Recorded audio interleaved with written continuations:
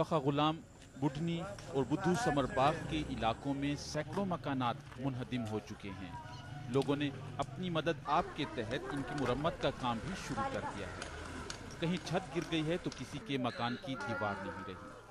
مقامی لوگوں کا کہنا ہے کہ یہ اتنا شدید طوفان تھا کہ لوگوں کی چیخوں کی آوازیں بھی انہیں سنائی نہیں دے جا رہی تھی۔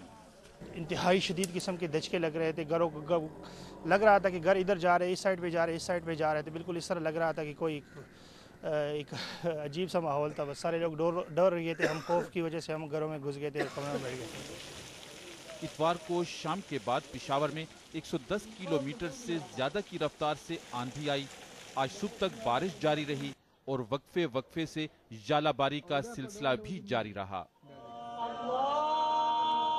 اس طوفان سے پشاور میں 29 افراد ہلاک ہوئے، جبکہ چارسدہ اور نوشیرہ میں ہلاکتوں کی تعداد 14 بتائی گئی ہے۔ ہلاک ہونے والے افراد میں زیادہ تعداد خواتین اور بچوں کی ہے۔ عزیز اللہ خان، BBC نیوز، پشاور۔